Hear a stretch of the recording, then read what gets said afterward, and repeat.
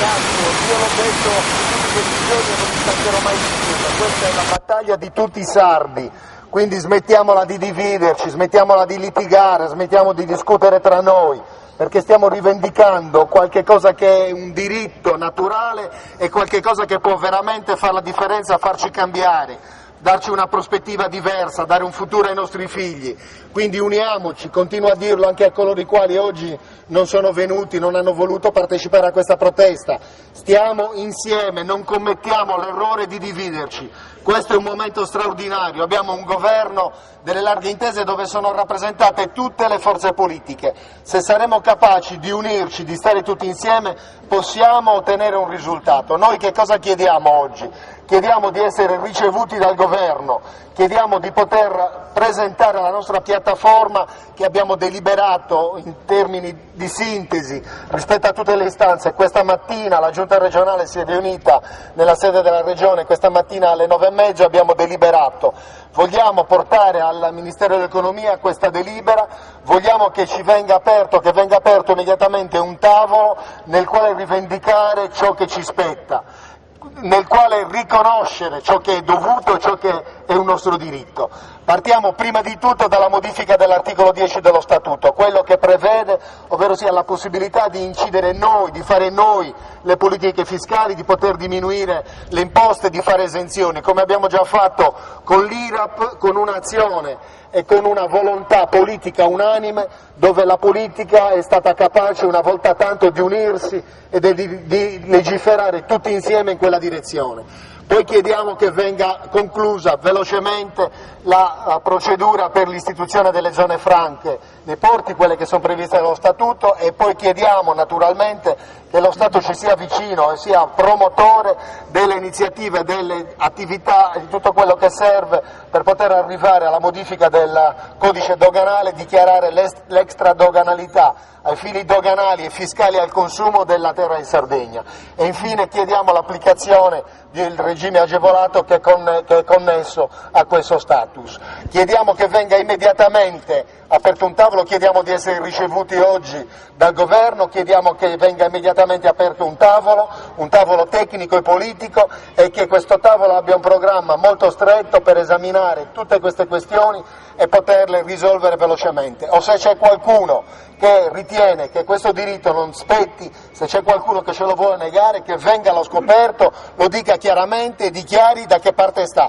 Questo è il momento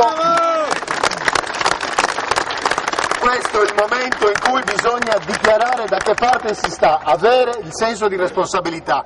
Io ringrazio tutti i sindaci che sono presenti, ringrazio tutti quelli che sostengono questa battaglia, ringrazio i movimenti che hanno svolto un ruolo determinante perché hanno avuto la capacità di far vedere che le proteste, quelle serie, la rivendicazione dei nostri diritti possono partire dalla gente, dal popolo, dalla base, e noi politici abbiamo il dovere di interpretarli, di raccoglierli, di farci portavoce, di farci interpreti e di portarli avanti con la massima determinazione, con la massima forza. Per me è importantissimo oggi essere qua e vedere in questa piazza le nostre bandiere che sventolano, vedere le fasce tricolori dei nostri sindaci, e questo è il segno più importante, perché noi siamo sardi e ci teniamo e rivendichiamo la nostra sardità, ma siamo stati Fratelli d'Italia, abbiamo dato un contributo straordinario all'Italia, e qua con queste fasce tricolori ci è rappresentato un pezzo d'Italia. Non possiamo non essere ascoltati, il governo ci deve ascoltare, ci deve dire chiaramente che cosa vuol fare. Io dico che oggi ci sono le condizioni per ottenere questo risultato, e non solo per la Sardegna, badate, oggi è tutta l'Europa che vive una crisi straordinaria, ed è l'Europa che può trovare un supporto, una via d'uscita anche nella Sardegna, perché la nostra posizione geografica baricentrica nel Mediterraneo ci consente di essere una piastra logistica per tutta l'Europa.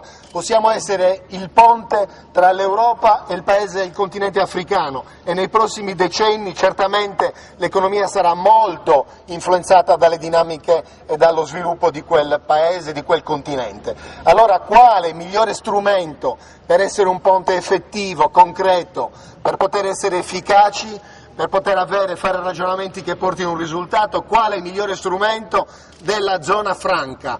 non esistono altri che in termini così rapidi e così efficaci possano portare il risultato. Io ho incontrato questa settimana il Ministro delle Infrastrutture, abbiamo messo sul tavolo lo stato purtroppo pietoso delle nostre infrastrutture, la nostra arretratezza, tutto quello che manca. Abbiamo parlato del trasporto e sappiamo bene che prezzo paghiamo, sapete voi le difficoltà che abbiamo avuto, i sacrifici oggi per essere qui a rivendicare i nostri diritti. Ebbene, tutto questo si potrebbe attenuare, si potrebbe in parte risolvere se ci venisse riconosciuto questo diritto, perché sarebbe sufficiente a compensare gran parte degli svantaggi, sarebbe sufficiente a dare alla Sardegna una possibilità di sviluppo, sarebbe sufficiente a creare le condizioni perché noi si possa dare il contributo anche al Paese di prosperità, di serenità, di futuro per i nostri figli e per tutti i figli italiani. Credo che sia arrivato il momento di darci la possibilità di giocare il nostro ruolo. In passato lo abbiamo fatto anche contributo e sacrificio di sangue. La gloriosa Brigata Sassari ha scritto un pezzo della Italia col sangue. Allora questo siamo noi, un popolo capace, operoso, dignitoso, orgoglioso, capace di protestare e anche far sentire forte la propria voce, ma anche così, in modo assolutamente civile, corretto e anche in silenzio.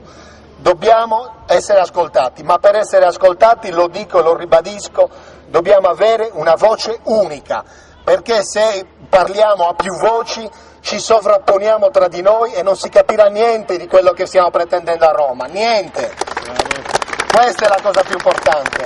E allora a ciascun sardo, a ciascuno di voi, a ciascuno di noi, io chiedo di poter convincere il proprio fratello, il proprio parente, il proprio figlio, l'amico, il vicino, il conoscente, far capire che questa volta dobbiamo giocare una battaglia tutti insieme, non possiamo più commettere l'errore di dividerci.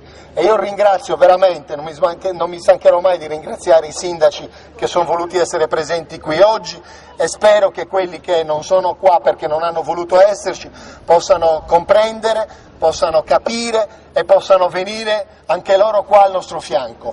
Saranno sempre benvenuti, noi li accoglieremo sempre a braccia aperte, sono nostri fratelli, vogliamo essere popolo, vogliamo essere genti manna e dobbiamo esserlo nei fatti.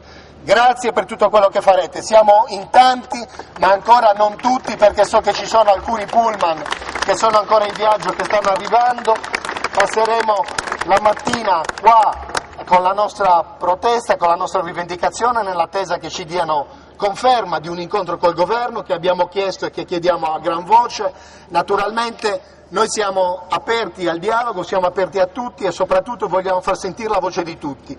Per cui io chiedo a ciascuno di voi, ai sindaci, agli amici del movimento, ai semplici cittadini che vogliono parlare, che vogliono dare il loro contributo, che ci vogliono dire quello che pensano, vogliono aiutarci anche con le loro parole a condurre questa battaglia, vi prego, qua c'è la possibilità per tutti di parlare, venite, c'è il microfono, c'è il megafono, è aperto a tutti e anzi io spero che in tanti si possa discutere.